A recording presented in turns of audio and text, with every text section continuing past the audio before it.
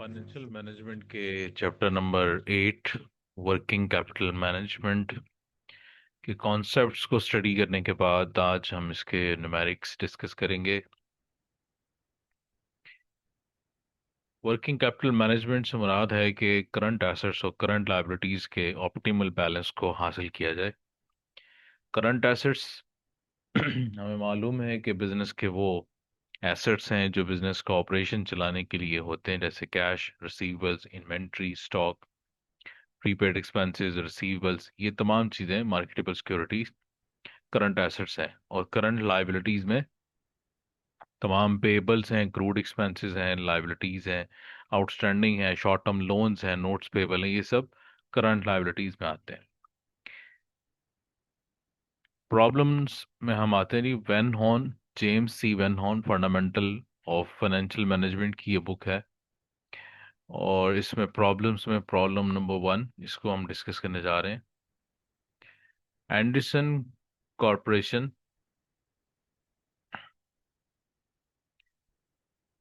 And all equity financed firm.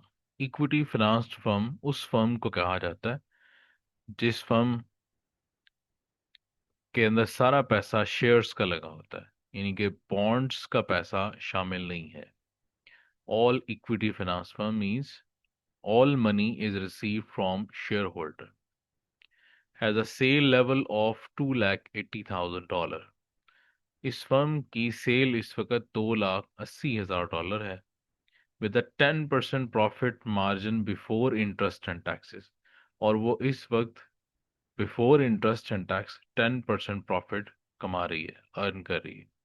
To generate this sale volume, the firm maintains a fixed asset investment of $1 lakh. इस वक्त firm के पास fix assets में $1 lakh invest किए हुए हैं, यानी फिक्स एसेट इस वक्त 1 लाख है। Currently the firm maintains $50,000 in current assets. Firm के पास इस वक्त करंट एसेट्स की मिकदार $50,000 है। तो यहाँ पे असल जो काम मैंने आपको बता दिया चैप्टर में करंट एसेट से रिलेटेड होगा, क्योंकि वर्किंग कैपिटल का ताल्लुक करंट एसेट और करंट लायबिलिटी से ज़्यादा होता है।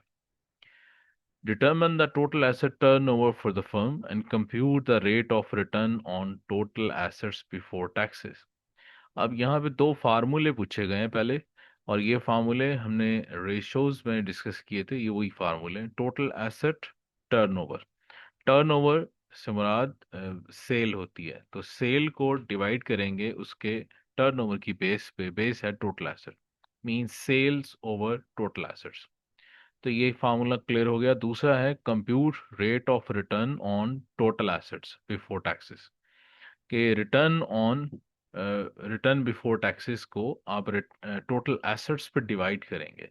तो यहाँ पे लिखा हुआ है जी 2,80,000 सेल है और 10% प्रॉफिट मार्जिन है। अगर 10% प्रॉफिट मार्जिन हो सेल का, तो 2,80,000 का 10% 28,000 बनेगा। तो 28,000 आपका प्रॉफिट बिफोर टैक्सेस बनता है। तो यहाँ पे कहा जा रहा है return rate of return on total asset के लिए अपने कैलकुलेट करना है। तो टोटल एसेट को डिवाइड के नीचे रखेंगे डिनोमिनेटर के तौर पे, और प्रॉफिट्स को बटे के ऊपर रखेंगे डिवीजन के लिए। तो ये दोनों फार्मूलाज कैसे क्लियर होंगे, ये हम आपके सामने रखते हैं जी। ये पहला एसेट है, पहला फार्मूला है total asset turnover is equal to 2,80,000 means sales. ये सेल की अमाउंट है 2,80,000 जो सवाल में दी गई थी, और डिवाइड किससे कर रहे हैं 1,50,000। 1,50,000 क्या है? 1,50,000 is the sum of is this $1 lakh of fix asset and $50,000 of current asset. यानी कि जो फिक्स एसेट्स हैं वो 1 लाख है और 50,000 करंट, दोनों को मिला 1,50,000 बनता है। फार्मूला क्या था टोटल एसेट टर्नओवर का? Sale over total asset. तो टोटल एसेट कितने हो गए? 1 lakh plus 50,000, it is equal to 1,50,000। और सेल्स कितनी है? 2,80,000। तो ये दो फिगर याद रखें और यहाँ पे देखें कि total asset turnover is equal to 2,80,000 divided by 1,50,000। आप इसको डिवाइड करेंगे, आंसर आ जाएगा 1.867। ये इसका टोटल एसेट टर्नओवर का फार्मूला हल हो गया। दूसरा फार्मूला था return on assets before taxes, के पहले रिटर्न को, फार्मूला होता है रिटर्न यानी कि नेट प्रॉफिट को या प्रॉफिट बिफोर टैक्सेस को आप ऊपर रखेंगे न्यूमरेटर के तौर पे, और नीचे डिनोमिनेटर में लेंगे टोटल एसेट्स को। तो हमारे पास एसेट की मिकदार इस फार्मूले में 1,50,000 थी, तो यहाँ भी 1,50,000 ही रहेगी। यहाँ ऊपर हमने रिटर्न लिखना है, रिटर्न मतलब profit, profit before taxes, profit कितना है। दोबारा देख लेते हैं जी, सवाल में प्रॉफिट उसने बताया था कि 2,80,000 सेल है with 10% profit margin before interest and tax. 10% profit margin अगर आप इसी सेल से मल्टीप्लाई करेंगे तो अमाउंट आएगी 28,000। तो ये 28,000 ही हमने यहाँ पे लिखा हुआ है, 28,000 डिवाइडेड बाय 1,50,000। इसको आप मल्टीप्लाई करेंगे 100 से तो ये बन जाएगा 18.67%। तो ये हमारा रिक्वायरमेंट नंबर 1, उसके दोनों फार्मूलाज यहाँ पे हल हो गए। अब आगे चलते हैं जी, इसका रिक्वायरमेंट बी क्या है। Compute the before tax return rate of return on assets at different levels of current assets, starting with $10,000 and increasing in $15,000 increments to $1,00,000। यहाँ पे उसने एक चीज पूछी है, कंप्यूट करें क्या before tax return on assets. Return on assets का मतलब कि रिटर्न को एसेट्स पर डिवाइड करेंगे, और रिटर्न तो सेम रहेगा फिर, लेकिन उससे नीचे एसेट्स को चेंज कर दिया है। कहता है कि different levels of current asset, current assets को चेंज करें, स्टार्टिंग विद 10,000, करंट एसेट को 10,000 से स्टार्ट करें, मतलब 50,000 से नहीं, 10,000 से स्टार्ट। यहाँ 50,000 दिए मैं, लेकिन यहाँ कह रहे हैं कि 10,000 से स्टार्ट करें, एंड इंक्रीजिंग इन 15,000, उसमें 15,000 15,000 बढ़ाते जाएं। तो पहली बार 10,000 ही रहेंगे, उससे अगली बार फिर दोबारा कैलकुलेट करना पड़ेगा, और उसमें दोबारा कैलकुलेट करते हुए इस 15,000 को इस 10,000 में ऐड करके एक बना देंगे 25,000, और वो ऐड हो जाएगा फिक्स एसेट्स के साथ। फिक्स एसेट कितने हैं, 1,00,000। टोटल एसेट के लिए हमें फिक्स एसेट और करंट एसेट दोनों को जमा करना होता है। तो ये सोल्यूशन अब कैसे बनेगा, हमने इसको करंट एसेट को बढ़ाते बढ़ाते 1,00,000 तक ले जाना है। अब इसका सोल्यूशन देखिए, हमें एक टेबल फॉर्म में इसको हल करना पड़ेगा इस तरह से। आप यहाँ पे लिखेंगे प्रॉफिट, कि प्रॉफिट तो चेंज नहीं हो रहा, प्रॉफिट के बारे में उसने कोई बात नहीं की, कि प्रॉफिट तो 10% ही है सेल का। सेल है 2,80,000, उसका 10% 28,000 आता है। करंट एसेट, पहली दफा में करंट एसेट वो कह रहे हैं कि 10,000 होना चाहिए, और फिक्स एसेट 1,00,000 होना चाहिए, 10,000 प्लस 1,00,000। तो इन दोनों को जमा करेंगे, टोटल एसेट बन जाएगा 1,10,000। अब ये टोटल एसेट 1,10,000 है और प्रॉफिट 28,000 है। इस प्रॉफिट को इस टोटल एसेट पे डिवाइड करेंगे और मल्टीप्लाई बाय 100 करेंगे, तो आंसर आएगा 25.45%। ये बिल्कुल वही है, टेबल फॉर्म इस्तेमाल किया, लेकिन फार्मूला ये वाला है, return on assets before taxes. तो वो रिटर्न ऊपर लिखा और टोटल एसेट नीचे लिखा। जैसे यहाँ पे रिटर्न 28,000 है और टोटल एसेट 1,50,000 है, लेकिन यहाँ पे रिटर्न 28,000 है और टोटल एसेट 1,10,000, 1,10,000। तो आप इसको डिवाइड करके 100 से मल्टीप्लाई करेंगे, आंसर विल बी 25.45। इसी तरह से अब उसने कहा कि इसमें आपने करंट एसेट्स में 15,000 बढ़ाते जाना है, सिर्फ करंट एसेट में। करंट एसेट पहले कितना रखा, उसने कहा था जी 10,000 रखें स्टार्ट पे। जैसे यहाँ पे लिखा हुआ जी 10,000, 10,000 एंड इंक्रीजिंग इन 15,000 इंक्रीमेंट्स, इसमें 15,000 का इजाफा करते जाए। तो हम यहाँ पे इसमें इजाफा कर रहे हैं, 10,000 से इसको कर दिया हमने 25,000, और उससे नेक्स्ट स्टेज में देखें हमने इसको कर दिया 40,000। 25 में 15 और ऐड किए, 40 हो गए। 40 में मजीद 15 ऐड किए, 55 हो गए। 55 में मजीद 15 ऐड किए, 70 हो गए। 70 में मजीद 15 ऐड किए, 85 हो गए। और 85 में मजीद 15 ऐड किए तो ये 1,00,000 बन गया। और उसने सवाल में ये कहा था कि इसको मैक्सिमम 1,00,000 तक ले जाएं करंट एसेट्स को। फिक्स एसेट्स को फिक्स रखेंगे, 1,00,000 हर जगह पे ये 1,00,000 ही है। और इस फिक्स एसेट में करंट एसेट को जमा करते जाएंगे, टोटल एसेट आ जाएगा। अब ये 25,000 और 1,00,000 ऐड होके 1,25,000 हो गए। 40,000 प्लस 1,00,000, 1,40,000 हो गए। 55,000 प्लस 1,00,000, तो ये 1,50,000 हो गए। 70,000 प्लस 1,00,000, ये 170 हो गए। तो हर बार आपने 28,000 को इस टोटल एसेट पे हर बार जो टोटल एसेट चेंज हो रहा है आपके सामने, उस पर आपने डिवाइड करते जाना है, 100 से मल्टीप्लाई करते जाना है। यानी कि जैसे ये लास्ट 28,000 है, तो इसको हम डिवाइड करेंगे 2,00,000 पे। इसके ऊपर वाला 28,000 है, तो इसको डिवाइड करेंगे 1,85,000 पे। तो डिवाइड करके करते करते आपने इसको 100 से मल्टीप्लाई करते रहना, तो ये रिटर्न ऑन एसेट्स का कॉलम आपका तैयार हो जाएगा। यानी कि ये एक फार्मूला नहीं है, ये को आपने 7 मरतबा ये फार्मूला हल करना है। यही फार्मूला है return on assets before taxes. अब यहाँ पे हम क्या चीज़ फर्ज कर रहे हैं कि हमारी सेल जो है वो चेंज नहीं हो रही। ना सेल चेंज हो रही है और ना ही हमारा प्रॉफिट चेंज होता है। व्हाट इम्प्लिसिट एजम्पशन, हमने कौन सी एजम्पशन लगाई है इसके अंदर?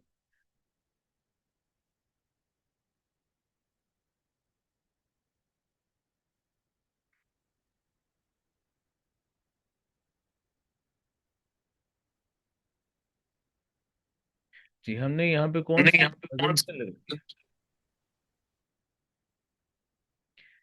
जिस एजम्पशन के जरिए हम आगे बढ़ रहे हैं, उस एजम्पशन में ये कह रहा है कि आपने what implicit assumption is being made about sales in part B. इस पार्ट बी में आपने सेल के बारे में क्या एजम्पशन रखा है? Apprise the significance of this assumption along with a policy to choose the level of current assets that will maximize return on total asset as computed in part B। पहली बात उसने ये पूछी है कि नहीं, आपने इस फार्मूले को हल किया बी में तो कौन सी एजम्पशन के तहत किया? वो एजम्पशन एक ही था कि हमने प्रॉफिट को चेंज नहीं किया। आप यहाँ से देख सकते हैं कि हमारा जो सोल्यूशन है उसमें 28,000, प्रॉफिट हमेशा सेम रहा। प्रॉफिट सेम क्यों है? क्योंकि हम एज्यूम कर रहे हैं कि सेल चेंज नहीं हो रही, क्योंकि सेल का 10% प्रॉफिट 28,000 है, तो उसमें चेंज नहीं आ रहा। तो जितना प्रॉफिट था उतना ही रहा, चाहे आपके करंट एसेट बदल रहे हो। तो प्रॉफिट में चेंज नहीं है। अब इसको हम assumption में रखेंगे कि हमारा assumption ये था कि हमने सेल चेंज नहीं किया, ना सेल चेंज किया ना प्रॉफिट चेंज हुआ। Appraise the significance of this assumption along with a policy to choose the level of current asset। कहता है आप करंट एसेट को बदल रहे हैं लेकिन आप अपने प्रॉफिट्स को नहीं बदल रहे, तो इसका रिटर्न ऑन एसेट पे इफेक्ट आ रहा है। आप इसके बारे में बताएं, क्या ये ठीक है कि आप प्रॉफिट को तो चेंज नहीं कर रहे लेकिन अपने करंट एसेट्स को आप चेंज कर रहे हैं? तो इसके बारे में हम क्या आंसर देंगे? ये स्टेटमेंट है, इस स्टेटमेंट को हम कॉपी कर देते हैं। Implicit assumption in B above is that level of working capital has no impact on sales or cost। हमने कहा है कि हम सेल पे और कॉस्ट में कोई चेंज नहीं ला रहे। One can visualize situations where sales are lost as a result of stockouts, and cost may increase as more lost time in production is caused by shortage of material। तो यहाँ पे इसने clear कर दिया कि देखें, सेल्स जो है वो लॉस्ट हो सकती है अगर हम स्टॉक आउट पे चले जाएं। तो हमने इसको सेल को बराबर रखा इसलिए ताकि हम करंट एसेट्स को बढ़ाएं स्टॉक आउट से बचने के लिए। और कॉस्ट जो है वो भी बढ़ सकती है, may increase as more lost time in production. अगर हम मटेरियल शॉर्ट हो जाए, इन्वेंट्री शॉर्ट हो जाए, तो प्रोडक्शन में बहुत ज़्यादा टाइम लगेगा, शॉर्टेज ऑफ मटेरियल हो जाएगी। तो हमने उससे बचने के लिए करंट एसेट्स को बढ़ा दिया। तो करंट एसेट को बढ़ाने से हमारा जो सेल का लेवल है वो बरकरार रहेगा।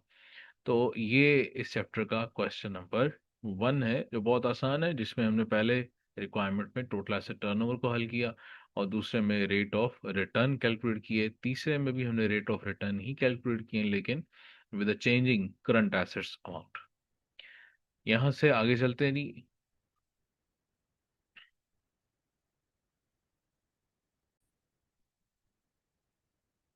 जी, अब हम डिस्कस करने जा रहे हैं जी problem number 3। Mendes Metal Specialties Inc. has a seasonal pattern to its business. It borrows under a line of credit from central bank at 1% over prime।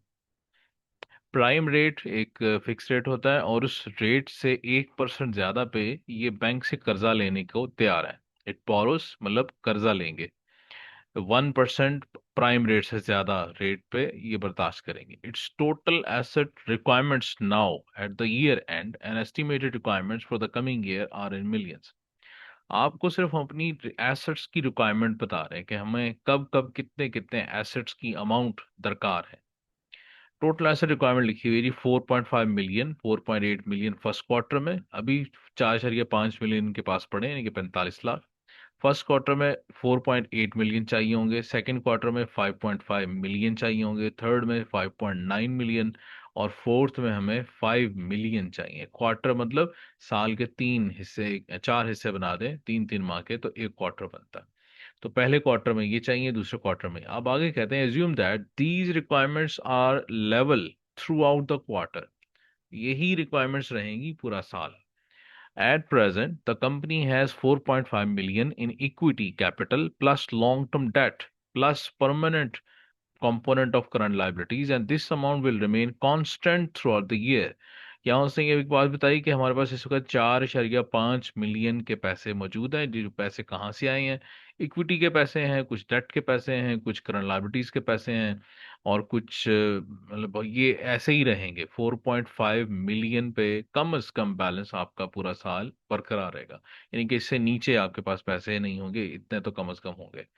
Next है prime rate. Prime rate currently is 11%। तो यहाँ ऊपर लिखा हुआ था कि हमने prime rate से 1% ज्यादा देना है, तो ये प्राइम रेट बता दिया 11%। अब 11 में ऊपर वाला ये वाला एक ऐड कर देंगे तो ये बन जाएगा 12%। ठीक है जी। प्राइम रेट यानी कि prime interest rate is currently 11% and the company expects to no change in this rate for the next year।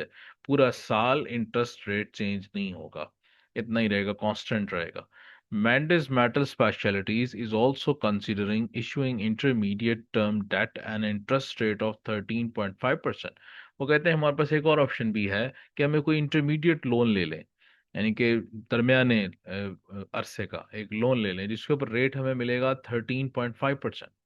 In this regard 3 alternative amounts are under consideration. इसमें वो कह रहे हैं कि हमारे पास 3 ऑप्शन है। पहला ऑप्शन है कि हम ना लें, जीरो, मतलब जीरो का मतलब है ना लें। दूसरा है कि हम $5 लाख ले लें। $5 लाख हमें मिल जाएगा, तो हमारे ये वाली जो रिक्वायरमेंट्स हैं इनमें काफ़ी हद तक मदद मिल जाएगी। और एक है 1 मिलियन यानी कि 10 लाख। 10 लाख हम 13.5% पे ले लें। जीरो लेने का मतलब है कि आप ये वाला लोन 13.5 वाला ले ही नहीं रहे। 5 लाख लेने का मतलब है कि 5 लाख ले रहे हैं, बाकी नहीं ले रहे। 10 लाख लेने का मतलब है कि 10 लाख रेंज आपने कर लिया और बाकी आप रेंज इससे नहीं कर रहे। All additional funds requirement will be borrowed under companies bank line of credit. अगर बाकी भी मजीद कोई पैसे हुए हमें लेने पड़े 1 मिलियन से ज्यादा या 5 लाख से ज्यादा या जीरो से ज्यादा, वो हम अपनी लाइन ऑफ क्रेडिट से ही लेंगे, जो जिसके ऊपर ऊपर बताया था कि 11% जमा 1% 12% चार्ज होगा। तो अब यहाँ से बात जो क्लियर हो रही है वो ये है कि हमारे पास कम से कम पैसा है 4.5 मिलियन, लेकिन फर्स्ट क्वार्टर में ही हमें 4.8 मिलियन चाहिए। तो इसका मतलब हमें 3 लाख रुपए चाहिए यहाँ पे इजाफी। 4.5 और 4.8 का जो डिफरेंस है वो कितना है? सिर्फ 0.3, यानी 45 लाख और 48 लाख। 45 लाख ये हैं और 48 लाख ये हैं, तो इजाफा कितने का चाहिए? 3 लाख इजाफी चाहिए फर्स्ट क्वार्टर में। और यहाँ पे 5.5 कर दिया, 5.5, तो 4.5 तो आपके पास हैं। यहाँ पे आपको 5.5 चाहिए होंगे, यानी कि 55 लाख। तो यहाँ 10 लाख का इजाफा चाहिए। यहाँ कर दिया 5.9। 4.5 तो आपके पास है, 45 लाख तो हैं। आपको चाहिए कितने? 59 लाख। तो यहाँ 14 लाख एक्स्ट्रा चाहिए। यहाँ पे 5.05 मिलियन हो गया, इसका मतलब 50 लाख चाहिए। मतलब आपको 4.5 से ज्यादा कितने चाहिए? सिर्फ 5 लाख। तो ये हमारी रिक्वायरमेंट है पैसों की। यहाँ पे 3 लाख, यहाँ पे 10 लाख, यहाँ पे 14 लाख, और फोर्थ क्वार्टर में आपको सिर्फ 5 लाख चाहिए। और आप क्या सोच रहे हैं कि अगर हम 13.5% वाला लोन लें, अगर बिल्कुल ना लें, वहां से कोई पैसा ना लें, अगर नहीं लेंगे तो फिर सारा आपको इस 11.1% के जरिए अरेंज करना पड़ेगा। अगर आप उसमें से 5 लाख ले लेंगे तो फिर यहाँ पे तो 3 लाख की जरूरत है, 5 आ गया तो 2 एक्स्ट्रा हो गया।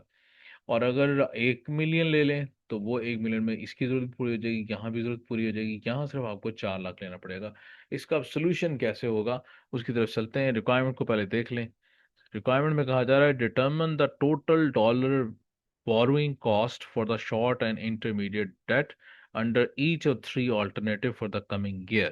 आपने इन तीनों ऑल्टरनेटिव को सामने रखते हुए बताना है कि आपकी कॉस्ट कितनी बनती है। डॉलर बोरोइंग कॉस्ट यानी कि इंटरेस्ट कॉस्ट, बोरोइंग कॉस्ट कितनी बनती है अगर आपकी पैसा जो आपको यहाँ पे चाहिए वो इन दो ऑप्शन में से 3 ऑप्शन इस्तेमाल करके तीनों ऑप्शन के मुताबिक आप ले लें।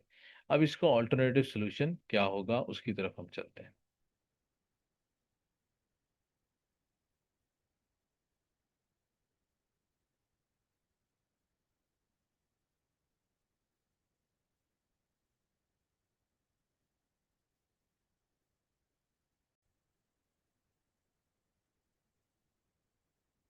जी, अब यहाँ पे हमारे पास जो ऑप्शंस हैं वो क्लियर है जी। हमने इस तरह से टेबल बना लेना है। क्वार्टर नंबर 1 यहाँ लिखेंगे, यहाँ क्वार्टर नंबर 2 लिखेंगे, तीसरा कॉलम थर्ड क्वार्टर का, फिर फोर्थ क्वार्टर का। तो ये मुख्तलिफ क्वार्टर्स के हमने कॉलम बना दिए। ऑल्टरनेटिव नंबर 1 क्या था? ऑल्टरनेटिव नंबर 1 ये था कि हमने 13.5% जो लोन है उसमें से कुछ भी नहीं लेना, उसमें से हमने जीरो लेना है। जीरो यानी कि ये देखें जी, आपके सामने लिखा हुआ है फर्स्ट ऑप्शन इज जीरो, कि इस 13.5% लोन में से हम कोई अमाउंट नहीं लेंगे, जीरो लेंगे। अगर नहीं लेंगे यहाँ से तो फिर कहाँ से पूरा करेंगे? यहाँ लिखा हुआ है all additional funds requirement will be borrowed under companies bank line of credit. पैसे कहाँ से फिर आएंगे बाकी? वो कह रहा है कि बाकी हम बैंक लाइन ऑफ क्रेडिट से लेंगे। बैंक लाइन ऑफ क्रेडिट क्या है? जिसमें प्राइम रेट 11% और 1% उसके अबव चार्ज हो रहा है, 11+1 यानी कि 12%। यहाँ से आपको वो पैसे अरेंज करने हैं जितने भी आपको चाहिए होंगे, अगर आप इस 13.5% से लोन जीरो लेते हैं, नहीं लेते। अब हमने पहला ऑल्टरनेटिव देखना है, इस पर जीरो कंसिडर किया जाएगा। अब अगर हम 13.5 में जीरो कंसिडरेशन रखते हैं तो इसका मतलब कि हमें पहले क्वार्टर में जो शॉर्टफॉल था वो 3 लाख का था, तो वो 3 लाख हमें अरेंज करना है। और उस पर रेट जो लगेगा वो होगा 12%, 11.1, यानी कि 11.1 12 हो गया। अब ये क्वार्टर लिखा हुआ है, फर्स्ट क्वार्टर। सेकंड क्वार्टर की रिक्वायरमेंट अलग है, थर्ड की अलग है, फोर्थ की अलग है। फर्स्ट क्वार्टर मतलब सिर्फ 3 माह। तो आपको क्या करना होगा? 3 लाख मल्टीप्लाइड बाय 12%, और मल्टीप्लाई बाय 3 डिवाइडेड बाय 12। यानी कि आप अमाउंट को, जो आपने लोन लिया है, 45 लाख आपके पास थे, 48 लाख आपको चाहिए थे, तो आपने उसको मल्टीप्लाई किया 0.12 से, और उसके बाद मल्टीप्लाई किया 3 मंथ से, और डिवाइड करेंगे आप उसको 12 पे, तो ये 9,000 बैंक लोन की कॉस्ट आपके सामने आ जाएगी। ये यानी कि 3,000 ये आपकी लोन अमाउंट है, 11+1 12% आपका इंटरेस्ट रेट है, और 3 लाख को 12 से मल्टीप्लाई करेंगे, मल्टीप्लाई बाय 3 डिवाइडेड बाय 12। 3/12 का मतलब 3 माह। 3 माह का ये आपके सामने बैंक लोन की कॉस्ट आ जाएगी 9,000। ये तो आपने फर्स्ट क्वार्टर को हल किया। आप सेकंड क्वार्टर पे आ जाते हैं। सेकंड क्वार्टर को दोबारा देख लें, हमें कितने पैसे चाहिए थे। यहाँ लिखा हुआ है जी 4.8, 4.5, सॉरी, ये सेकंड क्वार्टर है। 4.5, ये सेकंड क्वार्टर में आपको 4.5 आपके पास है, 5.5 आपको रिक्वायर्ड है। तो 10 लाख का डिफरेंस आता है, यानी कि आपको 10 lakh bank line of credit से लेने पड़ेंगे। तो यहाँ पे हमारी जो रिक्वायर्ड नीड्स हैं वो कितनी है? एग्जैक्टली 10 लाख। अब ये 10 लाख आपने अरेंज कर लिया कर्जा लेके, उसके ऊपर इंटरेस्ट लगेगा। इंटरेस्ट कितना होगा? 12%, और वो कितने माह का होगा? 3 माह का। तो 10 lakh, 10 lakh multiply by 12%, multiply by 3 divided by 12। तो आप आंसर हासिल करेंगे, वो कितना होगा? 30,000। तो ये आपकी दूसरे क्वार्टर की कॉस्ट आ गई। उसके बाद थर्ड क्वार्टर पे आ जाते हैं। थर्ड क्वार्टर को भी हम दोबारा से सवाल में देख लेते हैं, कितने पैसे चाहिए? 5.9 मिलियन। 5.9 मिलियन मतलब 59 लाख। 59 लाख से मुराद ये है कि आपको 4.5 से ज्यादा कितने पैसे चाहिए? 4.5 45 लाख बनते हैं, आपको कितने चाहिए? 59 लाख। तो इस 59 लाख में और 45 लाख फर्क है 14 लाख का। तो आप इस इधर तो यहाँ जीरो ले रहे हैं, तो इसको ना कि 14 का 14 लाख आपको लेना पड़ेगा loan bank line of credit से। तो ये हमारा 14 लाख का इंक्रीमेंटल बोरोइंग है, जिसके ऊपर हम मल्टीप्लाई करेंगे 12% और मल्टीप्लाई करेंगे 3/12, ज़रब 3 तक़सीम 12। तो ये जवाब आ जाएगा 42,000। सादा सी कैलकुलेशन में रिपीट कर देता हूँ। पहले क्वार्टर में 3 लाख आप लोन लेंगे, इंटरेस्ट लगेगा 12%, मल्टीप्लाई कर देंगे 12 से 12 से, और 3 माह का चार्ज करेंगे, मल्टीप्लाई बाय 3/12, तो आंसर आ जाएगा 9,000। दूसरे क्वार्टर के लिए आप लेंगे ओनली 10 लाख। 10 लाख के ऊपर मल्टीप्लाई करेंगे 12%, और फिर मल्टीप्लाई करेंगे 3/12 यानी कि 3 माह, तो ये इंटरेस्ट आ जाएगा 30,000।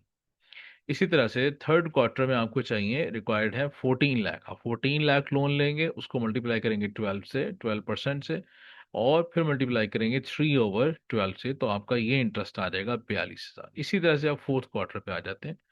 फोर्थ क्वार्टर में हमारी रिक्वायरमेंट कितनी है? वो है 5 मिलियन मतलब 50 लाख। तो आपके पास 45 लाख तो नाउ अभी हैं, और 50 लाख चाहिए, यानी कि 5 लाख एक्स्ट्रा चाहिए। तो जो 5 लाख आपको एक्स्ट्रा चाहिए, आप उस 5 लाख के लिए लोन लेंगे। 5 लाख ले लिया इंक्रीमेंटल बोरोइंग में, फोर्थ क्वार्टर में आपने 5 लाख लिया। 5 लाख को मल्टीप्लाई करेंगे इंटरेस्ट रेट यानी कि 12% से, और मल्टीप्लाई करेंगे 3/12 यानी कि 3 माह से, तो उसका इंटरेस्ट बनता है 15,000। अब पूरे साल में पहले क्वार्टर में 9,000 इंटरेस्ट बना, दूसरे में 30,000, तीसरे में 42,000, चौथे में 15,000। तीनों को ऐड करके बनता है 96,000। ये पहला ऑल्टरनेटिव हमने हल किया जिसमें हमने 13.5% के ऊपर कोई लोन नहीं लिया, जीरो था। तो बाकी सारा फिर कहाँ से अरेंज किया? 12% वाले ऑप्शन से। दो ऑप्शन है, एक 13.5 वाला लोन और एक है 12% वाला लोन। इस ऑप्शन में ऑल्टरनेटिव वन में हमने जो अपना पहला ऑप्शन है उसमें से लोन लिया है। 13.5% वाले ऑप्शन में से कोई लोन हमने नहीं लिया। अब हम चलते हैं आगे अपने ऑल्टरनेटिव नंबर 2 पे। ऑल्टरनेटिव टू में कह रहा है कि आपने टर्म लोन लिया है यहाँ पे, जैसे सवाल में बताया गया था, क्वेश्चन की स्टेटमेंट में उसने बताया कि दूसरा ऑप्शन है 5 लाख कर्जा लेना है। $5 लाख कहाँ से लेना है? 13.5% के हिसाब से। तो अगर आप 13.5% वाला लोन 5 लाख पहले से अरेंज करके बैठ गए, तो फिर आपको बाकी जो लाइन ऑफ क्रेडिट से लेना है, उसकी रिक्वायरमेंट जरा कम हो जाएगी। देखें जी, अब अगर आपने 5 लाख अरेंज कर लिया, 5 लाख एट 13.5%, तो उसकी तो सीधी सादी पूरे साल की कॉस्ट बनेगी 67,500, यानी कि आप सीधा 5 लाख को 13.5 से जब मल्टीप्लाई करेंगे, द कॉस्ट विल बी 67,500। लेकिन अब सवाल ये पैदा होता है कि फर्स्ट क्वार्टर में जहाँ पे आपको 3 लाख की ज़रूरत थी, तो क्या अब वो ज़रूरत है? नहीं है, क्योंकि आपने ये 5 लाख पूरे साल के लिए लिया हुआ है। तो ये 5 लाख भी आपके पास आ गया।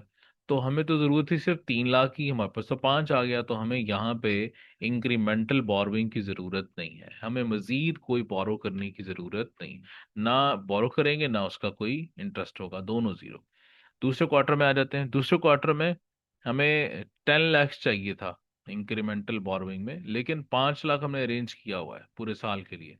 तो हमें फिर 5 लाख और चाहिए होगा, यानी कि इस 10 लाख टोटल में से ये वाला 5 तो ऑलरेडी मौजूद है, जो 13.5% पे हमने अरेंज किया हुआ है, हासिल किया। बाकी कितना रह गया? 5 लाख। उस 5 लाख को के ऊपर आपके ऊपर 3 माह का इंटरेस्ट लगेगा।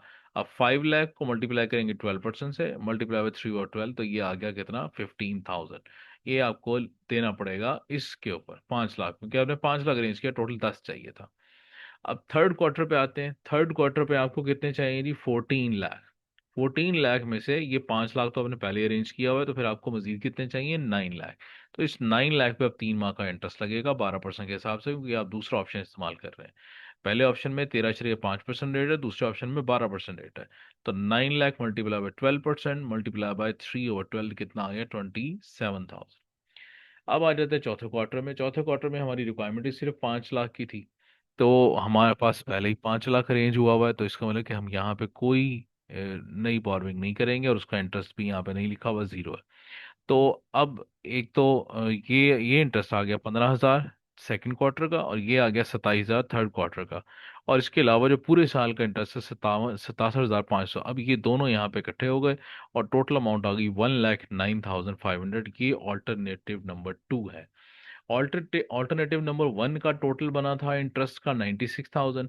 ऑल्टरनेटिव 2 का टोटल का इंटरेस्ट का टोटल बन रहा है 1,09,500। तो जारी बात है ये ज्यादा है, हम ज्यादा इंटरेस्ट बिल्कुल नहीं देना चाहते। तो स्टिल नाउ अब तक जो हमने इस दो ऑल्टरनेटिव चेक कर लिए हैं, दोनों ऑल्टरनेटिव में से ऑल्टरनेटिव वन जो है वो सस्ता पड़ रहा है, कम कीमत। अब ऑल्टरनेटिव थ्री पे आ जाते हैं।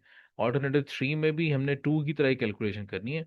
यहाँ वो कह रहा है कि हमने अपने 13.5 वाले ऑप्शन में से, जैसे सवाल में बताया था, 13.5 वाले ऑप्शन में से 1 मिलियन ले लिया, 10 लाख पूरे साल के लिए। तो अगर आपने 10 लाख पूरे साल के लिए अरेंज कर लिया, तो अब आपकी रिक्वायरमेंट्स बदल जाएंगी, आपकी जो फाइनेंस रिक्वायरमेंट्स है चेंज होगी। कैसे? यहाँ पहला क्वार्टर है, यहाँ पे आपको 3 लाख चाहिए थे, आप 10 लाख अरेंज करके बैठे हुए हैं, एक्सेस अरेंज किया हुआ है, मजीद नहीं चाहिए। ना बोरो करेंगे ना इंटरेस्ट लगेगा। यहाँ पे ये सेकंड क्वार्टर है, यहाँ पे आपको 10 लाख चाहिए था, आप पूरा 10 लाख ही अरेंज करके बैठे हुए हैं, आपको यहाँ मजीद नहीं चाहिए। 12% वाला लोन नहीं लेना पड़ेगा। इसी तरह से थर्ड क्वार्टर में आपको टोटल 14 लाख चाहिए था, लेकिन आपने 4 लाख 10 लाख अरेंज किया हुआ है ये वाला पूरे साल के लिए। तो अब आपको यहाँ पे 4 लाख मजीद अरेंज करना पड़ेगा और दूसरे ऑप्शन के जरिए अरेंज करना पड़ेगा। दूसरा ऑप्शन कौन सा है? 12% वाला। तो 4 लाख को मल्टीप्लाई करेंगे 12% से, मल्टीप्लाई बाय 3/12, 3 माह का इंटरेस्ट चार्ज करेंगे, वो बन जाएगा 12,000, 12,000। ये थर्ड क्वार्टर के लिए बना है। और फोर्थ क्वार्टर में आप देख रहे हैं फिर जीरो लिखा हुआ है। इसके ये क्यों लिखा हुआ है? क्योंकि फोर्थ क्वार्टर में हमें चाहिए था सिर्फ 5 लाख। जैसे कि ऊपर सबसे पहली लाइन में हमारी जो लोन की रिक्वायरमेंट्स हैं वो उनकी अमाउंट्स हमने लिखी थी, वो तो चेंज नहीं हो रही ना, वो तो सेम रहेंगी। पहले क्वार्टर में 3 लाख चाहिए था, 10 लाख चाहिए था, 14 लाख चाहिए था, और यहाँ पे 5 लाख, तो ये 5 लाख चाहिए। लेकिन आपने क्या किया हुआ है? ऑल्टरनेटिव 3 में 10 लाख का अरेंज कर रखा है। 10 लाख का रेंज अगर कर रखा है तो 5 लाख की रिक्वायरमेंट तो पूरी हो गई, हमें यहाँ पे मजीद कर्जा नहीं लेना। तो यहाँ से इंटरेस्ट निकला सिर्फ 12,000। और यहाँ पे इस 10 लाख पे पूरे साल का 13.5% इंटरेस्ट बनेगा, और वो बनेगा 1,35,000। 1,35,000 में 12,000 ऐड किया दूसरे वाला इंटरेस्ट, तो ये टोटल बन गया 1,47,000 इंटरेस्ट। तो ये तीन ऑप्शन के इंटरेस्ट अब हमारे सामने डॉलर कॉस्ट आ गई। तीसरे ऑप्शन की डॉलर कॉस्ट 1,47,000 है। सेकंड ऑप्शन की डॉलर कॉस्ट 1,09,500 है। और फर्स्ट की जो कॉस्ट थी वो थी टोटल 96,000। तो इनमें सबसे चीप ऑल्टरनेटिव, सबसे सस्ता ऑल्टरनेटिव, ऑल्टरनेटिव नंबर 1 है, due to its lowest cost. जो लो कॉस्ट कितनी है? 96,000। तो ये था जी हमारा सोल्यूशन प्रॉब्लम नंबर 3 का।